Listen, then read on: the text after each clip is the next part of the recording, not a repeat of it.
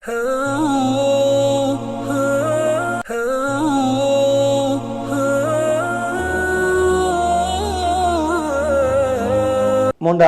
மஸ்ஜித் அக்ஸாவுடைய குத்பா ஷேக் Urwa Ikrima Sabari ஹஃபிதுல்லாஹ் தந்தார்கள். இந்த குத்பாவுடைய தலைப்பு ரமதான் மாதத்தை இஸ்திக்ஃபார் பாவ மன்னிப்பு தேடுதல், தௌபா பாவ மீட்சி பெறுதல், இந்த இரண்டுக்குமான நல்லதொரு சந்தர்ப்பமாக பயன்படுத்திக் கொள்வோம். ஹம்து ஸலவாத் தக்வாவுடைய வசியத்துக்கு பின்னால், ஈமான்தாரிகளே நீங்கள் எல்லாம் பக்கம் தௌபா செய்யுங்கள், தூய தௌபா செய்யுங்கள், பாவம் மீட்சி பெறுங்கள். அல்லாஹ் உங்களுடைய பாவங்களை மன்னிப்பான், உங்களை கீழே ஆறுகள் ஓடக்கூடிய சொர்க்கங்களை நுழைவிப்பான். எப்படியானால் அல்லாஹ் நபி அவர்களையும் ஈமான்தாரிகளையும் கேவலப்படுத்தாதனால் கண்ணியப்படுத்துகின்ற நாள். அதே நேரம் மூன்றாவதாக ஈமான்தாரிகள், நபியவர்கள் ஈமான்தாரிகள் அவருடைய சேர்ந்த ஈமான் கொண்டவர்களுக்கு மத்தியிலே நல்ல கண்ணியத்தை கொடுத்து அவர்களுக்கு முன்னால் பின்னாலும் ஒளிகள் பிரகாசங்கள் இருந்து கொண்டிருக்கும். அவர்கள் சொன்னார்கள், எங்களுடைய ஒளியை பரிபூர்ணப்படுத்துவாய் ரப்பே, எங்களை மன்னிப்பாயாக.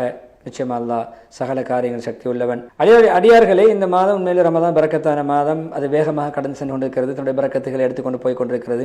எனவே அல்லாஹ்விடத்தில் நாங்கள் சென்ற கால அமல்களை ஏற்றுக்கொள்ளுமாறும், எதிர்காலங்கள் இருக்கிற நாட்களை அமல்களை, நோன்பு, இரவு வணக்கம், நல்ல அல்லாஹ்வுடைய அருள் பாக்கியங்களை பெறுவதற்கு பாக்கியம் அளிக்கும் நாட்களாக ஆக்கி வைப்பான என்ற துவாவோடு, பொதுவாக இந்த மஸ்ஜித் அக்ஸாவுக்கு நீங்கள் காலை மாலை வந்து செல்வது மிக முக்கியமான ஒரு உங்களுடைய கடமை. முஸ்லீம்கள் நல்ல அமல்கள், பொதுவாக முஸ்லீம்கள் ரமதானிலே பாடுபட்டு செய்கின்ற அமல்கள் இருக்கிறதே, நன்னடத்தைகளை, நேர்மறையான சிந்தனைகளை நம்மளை உருவாக்க வேண்டும். எப்பொழுதுமே எப்பொழுது நோன்பாளி ஒரு வணக்கசாலை தக்வாவுடைய ஸ்தானத்தை அடைவதுதான் குறிக்கோள். ஈமான்தாரிகளை உங்களுக்கு முன்னோர்களுக்கு கடமையாக்கப்பட்டது, நோன்பு கடமையாக்கப்பட்டிருக்கிறது, நீங்கள் தக்வாதாரிகளாக மாற வேண்டும் என்பதற்காக வேண்டி. எனவே சில தக்வாவை விட்டு தடுக்கக்கூடிய சில மாற்றங்கள், நம்மை அமல்கள் செய்வதற்கு பலகீனப்படுத்தக்கூடிய சில தடைகள் ஏற்படலாம். எப்பொழுதுமே நாங்கள் பாவங்களிலே மூழ்கி இருக்கின்ற பொழுதோ தக்வாவுக்கு தடையாக அமையும். பாவங்கள் நம்மை தூய்மைப்படுத்துவதற்கு தடையாக அமையும், உள்ளங்களை அது கலங்கப்படுத்தும். எனவே ரமதானுடைய நோக்கமாகிய தக்வாவை நாங்கள் கடைபிடிக்க முன்வரும் பொழுது நாங்கள் பாவங்களை விட்டு ஒதுங்க வேண்டும், நல்லமல்களை பக்கம் பிரயத்தனம் காட்ட வேண்டும். தௌபாவை நம்முடைய ஒரு பிரதானமான ஒரு அம்சமாக ரமதானிலே நாங்கள் ஏற்படுத்திக் கொள்ள வேண்டும். தூய தௌபாவாக இருக்க வேண்டும், நல்ல உள்ளத்தோடு செய்ய வேண்டும், உண்மையான ஈமானோடு செய்ய வேண்டும், மனதுடைய அசுத்தங்களை கலட்டி எறிந்து சுத்தப்படுத்தி விட்டு செய்ய வேண்டும்.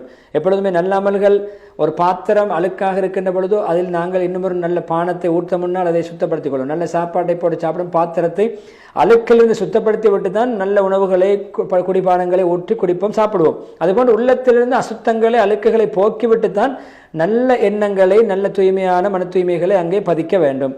கழிவுகளை, அழுக்குகளை வெளியாகி சுத்தப்படுத்தி விட்டு தான் அந்த உள்ளத்தில் நல்லவற்றை போட்டு நிறைக்க வேண்டும், அதில் உள்வாங்க வேண்டும். எனவே அவர்கள் தான் இப்படிப்பட்ட பண்புள்ளவர்கள், ஜெயசீலர்கள். எனவே அல்லாஹ் எப்படி சொல்கிறான் பாருங்கள், நிச்சயமாக நான் கஃபார், மன்னிக்கக்கூடியவன். நிச்சயமாக நான் மன்னிக்கக்கூடியவன். யாருக்கு? தௌபா செய்யக்கூடியவர்களுக்கு, தௌபா பாவம் மீட்சி பெறக்கூடியவர்களுக்கு. அது மாத்திரமில்லை, தௌபா செய்து ஈமான் கொண்டு நல்லமல் செய்யக்கூடியவர். பாருங்கள், பாவத்தை விட்டு நல்லவர்களாக மாறக்கூடியவர்களுக்கு, அதுபோல் நேர்வழி நடக்கக்கூடியவர்களுக்கு. ஈமான் கொண்டு தௌபா செய்து ஈமான் கொண்டு நல்லமல் செய்து அந்த பெற்ற நேர்வழியை பேண வேண்டும், அதில் இஸ்திகாமத்தாக நிலையாக இருக்க வேண்டும். அதோடைய அடியார்களே, அல்லாஹ் நமக்கு வழங்கிய பெரும் பாக்கியங்களோடு தான் தௌபாவுடைய வாசலை திறந்து வைத்திருக்கிறான். இறுதி மூச்சு வரைக்கும் அல்லாஹ் நமக்கு அந்த தௌபாவுடைய வாசலை திறந்து வைத்திருக்கிறான். பொதுவாக அந்த தொண்டைக்குழிக்குள் ரூஹு வந்து கடைசியாக வெளியாக துடிக்கின்ற அந்த நேரம் வரைக்கும், தொண்டைக்குழிக்குள் ரூஹு வரும் வரைக்கும் தௌபாவுடைய நேரம். அதற்கு அங்கால் தௌபா ஏற்றுக்கொள்ளப்பட மாட்டாது.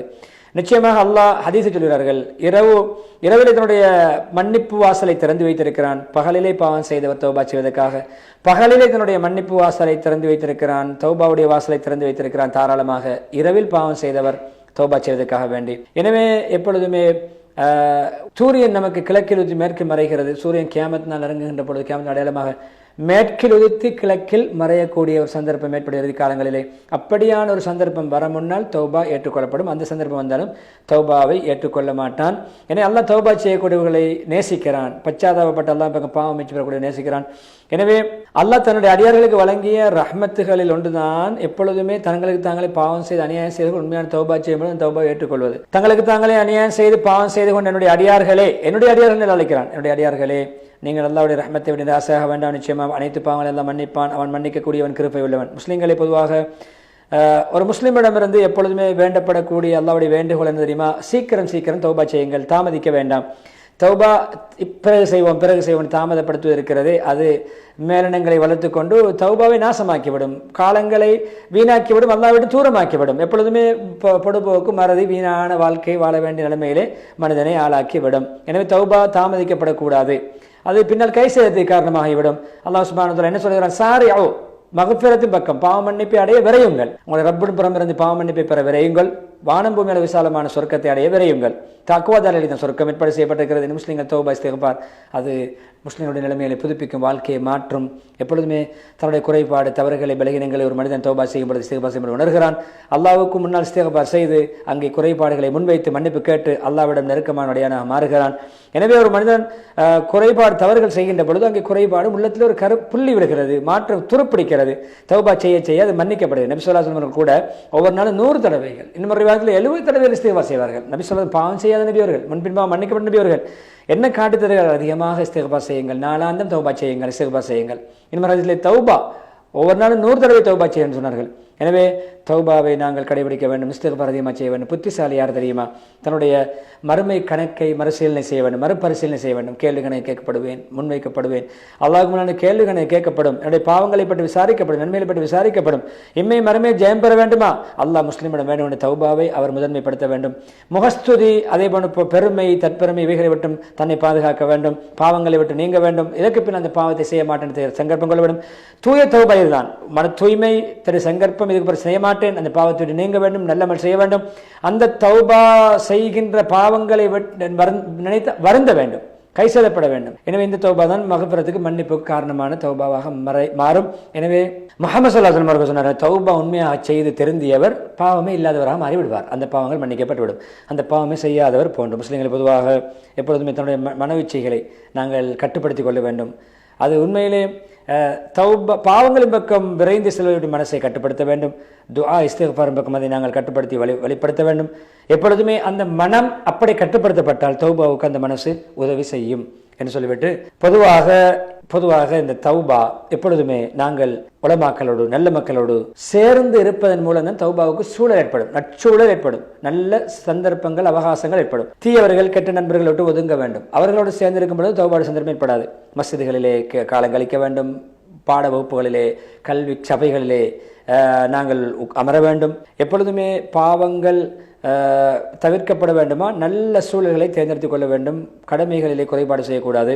எனவே நாங்கள் தொழுகை நிறைவேற்றுவது, ஜக்காத்து கொடுப்பது, இப்படியான கடமைகளிலே குறைபாடு செய்வதை போன்று கடமைகளை குறைபாடு செய்வது பாவங்களை இன்னும் நம்மிடத்தில் ஏற்படுத்தக்கூடிய செயற்பாடுகள். எனவே நல்ல அமல்கள், உள்ளத்தோடு சம்பந்தப்பட்ட மன நோய்கள், பொறாமை, அதை பெருமை, தலக்கணம், கசடுகள், வஞ்சகங்களை விட்டு நாங்கள் செய்ய வேண்டும், நீங்க வேண்டும். இதுவும் பாவத்தை இன்னும் நம்மளே ஏற்படுத்தக்கூடிய விடயங்கள். அதே போன்று ஹராமான வட்டி, அதே போன்று சூது, ஊழல்கள், லஞ்சங்கள், அனாதைகளுடைய சொத்துக்களை நாம் அனுபவிப்பது போன்று பொருளாதார ரீதியான தௌபாவும் செய்ய வேண்டும். இப்படியான விடயங்கள், கடமைகளை குறைபாட்டு தௌபா செய்ய வேண்டும், உள்ள நோய்களை விட்டு குறைபாடு தௌபா செய்ய வேண்டும், கொடுக்கல் வாங்கல் ஹராம்களை விட்டு தௌபா செய்ய வேண்டும், பேச்சிலே புறம் கோள் பொய்களை விட்டு தௌபா செய்ய வேண்டும், பேச்சு சம்பந்தப்பட்ட. அதே போன்று ஹராமான செயல்கள், கொலை, திருட்டு, மது அருந்துதல் போன்ற பெரும்பாவங்களை விட்டு நாங்கள் தௌபா செய்ய வேண்டும். விபச்சாரங்கள், கெட்ட நடத்தைகள், கெட்ட பண்பாடுகள், கெட்ட தொடர்புகளை விட்டு தௌபா செய்ய வேண்டும். சிந்தனை ரீதியான எப்பொழுதுமே கொள்கைக்கு மாற்றமான கெட்ட சிந்தனை விட்டு தௌபா செய்ய வேண்டும். அதே நேரம் நவீன சிந்தனைகளை விட்டு நாங்கள் தௌபா செய்ய வேண்டும். நவீனத்துக்கு அடிப்படை இஸ்லாத்தை விட்டு கொடுக்கின்ற அப்படியான கீழ்த்தரமான சிந்தனை விட்டு தௌபா செய்ய வேண்டும். எப்பொழுதும் இது நல்ல இஸ்லாமிய கலாச்சாரம், நாகரிகங்களை பின்பற்றக்கூடிய மக்களாக நாங்கள் மாறுவது உண்மையான தௌபாவாக இருக்கிறது. கடந்த காலங்கள் எத்தனையோ கடந்து சென்று விட்டன.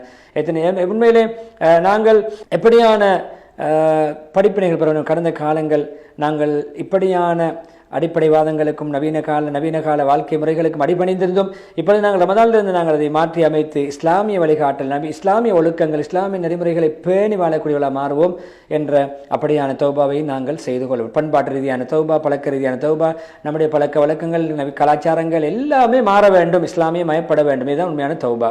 குடும்பம் உண்மையிலே இப்படியான சிந்தனை விட்டு பாதுகாக்கப்பட்ட நற்சிந்தனை உள்ள குடும்பங்கள் பண்படுத்தப்பட வேண்டும், பிள்ளைகள் பண்படுத்தப்பட வேண்டும். ஷைத்தானிய மனோச்சை பின்பற்றி நடக்கின்ற தீய குணங்களை இளம் யுவதிகள், வாலிபர்கள், சிறுவரிடமிருந்து நாங்கள் இல்லாதொழிக்க வேண்டும்.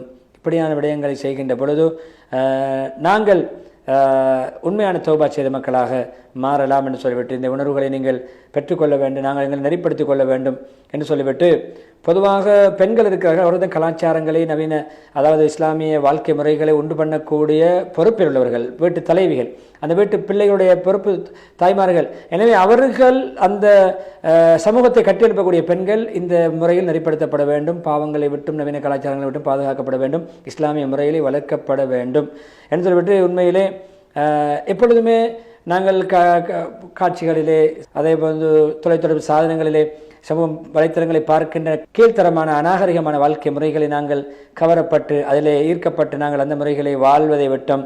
நாங்கள் எங்களை திருத்தி நல்லவர்களாக தூயவர்களாக இஸ்லாமியமயப்பட வேண்டும்.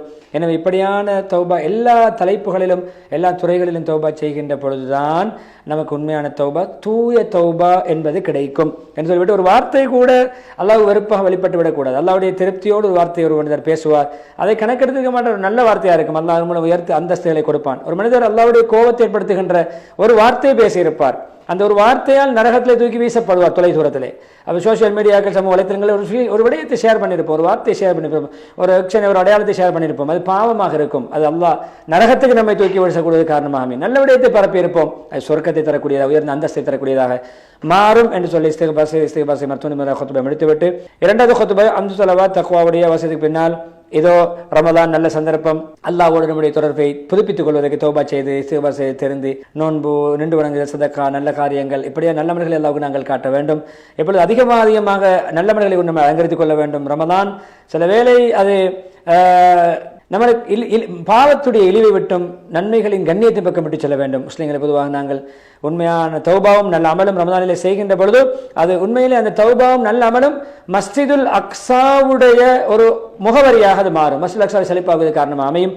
எனவே உங்களுடைய எப்பொழுதும் தௌபாவுடைய உயர்வை நீங்கள் உங்களுடைய மஸ்ஜிதுல் அக்ஸாவுடைய வட்டாரத்திலே அமைத்துக் கொள்ளுங்கள், நல்லமல்களை அதிலே செய்யுங்கள், நிறைவாக வந்து கலந்து கொள்ளுங்கள், ஜமாத் தொழுகைகளை கலந்து கொள்ளுங்கள், நல்ல பாட வகுப்புகளை கலந்து கொள்ளுங்கள், நசீஹத்துடைய சபையிலே கலந்து கொள்ளுங்கள் என்று சொல்லி மஸ்ஜிதுல் அக்ஸாவை தௌபா மூலம் நல்ல அமல்கள் மூலம் நிறைப்போம், செழிப்பாக்குவோம் என்ற வேண்டுகோளோடு ஸலவாத்து சொல்லி நாயத்து ஸலவாத்து சொல்லுமாறு தூண்டி ஸலவாத்து சொல்லி நீண்ட துஆ பிரார்த்தனை ஹத்தீப் உர்வா இக்ரிமா ஸபரி ஹஃபிதுல்லாஹ் அவர்கள் தன்னுடைய ஹுத்பாவுக்கு முற்றுப்புள்ளி வைக்கிறார்கள். எனவே 3 ஹுத்பாக்கள் ரமதானை மையமாக வைத்து அமைந்திருந்தன. ஷேக் அப்துல் ரஹ்மான் சுலைஸ் அவர்களுடைய ஹுத்பா ரமதான் நல்லவர்களை தூண்டுகின்ற மாதம், உள்ளத்தில் ஒதுக்கப்படுகின்ற நிலையான நல்ல அடிச்சுவடிகள் அடையாளங்களை நாம் பதித்துவிட்டு மரணிக்க நம்மை வெளிப்படுத்துகின்ற மாதம் என்ற தலைப்பிலும், மதீனா முனவ்வராவுடைய ஹுத்பா சந்தர்ப்பத்தை பயன்படுத்திக் கொள்வோம், நழுவவிட வேண்டாம், அதே போன்று நன்மைகளை கொள்ளையடித்துக் கொள்வோம், அதே நேரம் அந்த நன்மைகளை அல்லாஹ் ஏற்றுக்கொள்ளப்படுகின்ற நிபந்தனைகளை பேணி அமல் செய்வோம் என்ற அமைப்பிலே அமல் செய்வோம், கபூலியத்தோடு அல்லாஹ்வுடைய அங்கீகாரத்தோடு செய்வோம் என்ற தலைப்பில் அந்த ஹுத்பா.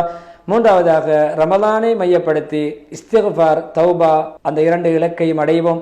தூய தௌபா எப்படி செய்வது, அதற்கான நிபந்தனைகள் என்ன, அதனுடைய பயன்பாடுகள் என்ன, அதை நாங்கள் எப்படி தூய தௌபா செய்தவர்களாக மாறுவது, சகல துறைகளும் தெரிந்த வேண்டும் என்ற அமைப்பிலே 3வது மஸ்லக்ஸோட ஹுத்பா. இந்த 3 ஹுத்பாக்களும் பயன்பெறுவோம், பிறருக்கும் எத்தி வைப்போம், மக்கள் மயப்படுத்துவோம். எனவே நிகழ்ச்சி தயாரிப்பில் ஈடுபடும் நம்ம ரிஸ்வானுக்கு நன்றி செலுத்தியவனாக நேர்களை உங்களுக்கும் அல்லாஹ் ரஹ்மத்தும் பரக்கத்தும் செய்வதோடு இந்த கடந்த கால நாட்களுடைய அமல்களை ஏற்றுக்கொண்டு பாவங்களை மன்னித்து நரக விடுதலை தந்து ரஹ்மத் மக்ஃபிரத் எத்துக்கும் மினன்னாரை பெற்று ரையான் என்ற நுழைவாயிலினூடாக சுவர்க்கம் நுழைவதற்கு நமக்கும் நம்முடைய பெற்றோர்கள், உறவுகள், மனைவி மக்கள், பூரா முஸ்லீம்கள், மூமின்கள் அனைவர்களுக்கும் அருள் புரிவானாக, தௌஃபீக் செய்வானாக என்ற துஆவோடு மீண்டும் ஒரு மனாப் இஸ்லாம் நிகழ்ச்சியில் உங்களை சந்திக்கும் வரை விடைபெறுகிறேன். வாஹிர் தாவானா அல்ஹம்துலில்லாஹி ரப்பில் ஆலமீன்.